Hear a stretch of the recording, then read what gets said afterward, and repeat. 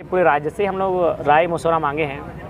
हम लोगों ने जगह जगह टेलीफोनिक बात हो या फिर आह्वान के माध्यम से पूरे राज्य से हम लोग एक संदेश दिए हैं कि अब आगे हम लोग को क्या करना चाहिए, ताकि फिर ये राज्यवासी ये ना आरोप लगाए कि आप लोग छात्र लोग को जो मन में आता है आप लोग करते हैं। हम लोग पूरे राज्य से एक फीडबैक लेते हैं। अभी जो आंदोलन हम लोग का हुआ, हम लोग अब फीडबैक ले रहे हैं कि अब हम लोग की आगे की रणनीति क्या होगी। तो उस रणनीति के तहत जैसे ही हम लोग की चिंतन बैठक होगी, उसमें जो भी चर्चाएँ होगी मीडिया बंधुओं के माध्यम से उसको जग जाहिर कर दिया जाएगा। टाइगर जयराम महतो प्रत्येक सभा में जाते हैं और कहते हैं 2024 की तैयारी करें, लेकिन आपका कोई पार्टी नहीं अभी तक गठित हुआ है ना कोई। आपको हमको ऐसा लगता है कि जेएमएम से या कोई भी पार्टी से आप आ सकते हैं, क्या कुछ कहना चाहिए इसके? देखिए बिल्कुल ये तो सच्चाई है कि अगर हम एक सांसद और एक विधायक बनना चाहिए व्यक्तिगत, तो मुझे लगता है कि बहुत सारी पार्टियों को ऑफर आ सकता है। लेकिन हम लोग राज्य की व्यवस्था में परिवर्तन देखना चाहते हैं, और तो अगर हम लोग थोड़ा सा भी अगर अपना स्वार्थ देखें तो हमको लगता है कि जनता का जो उम्मीद है आने वाले दिनों में किसी पर टिकेगा नहीं।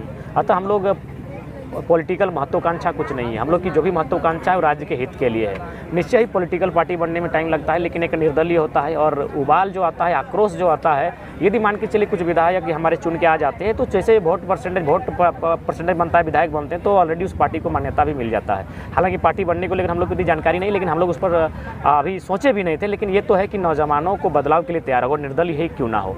क्योंकि हमारा मानना ये है कि आज अगर हम नई पीढ़ी को अगर मौका नहीं देते हैं तो ऐसे ही राज्य का नुकसान होता रहेगा, और अगर राज्य का नुकसान होता रहेगा तो फिर इस राज्य को एक दिन लूटने से कोई नहीं बचा सकता। इसलिए 2024 की तैयारी करनी चाहिए। और मुझे लगता है जब नियति ने इस आंदोलन को खड़ा किया है तो नियति कोई ना कोई बैकअप प्लान तो तौर पर कुछ ना कुछ चीज़ें देखने को मिल जाएंगी। दादा, रोड में जिस तरह से छात्र लाठी खा रहे हैं और यहाँ के विधायक मंत्री भोग विलास में व्यतीत कर रहे हैं, क्या कहेंगे आप? ये तो हमने शुरू से कहा कि जनता भूख प्यास से त्रस्त है, युवा छात्र बेरोजगारी से ग्रस्त है, और नेताजी सुरा सुंदरी में मस्त है। तो उसी चरित्र को चरितार्थ कर रहे हैं, जो कि कहीं ना कहीं शर्मनाक है।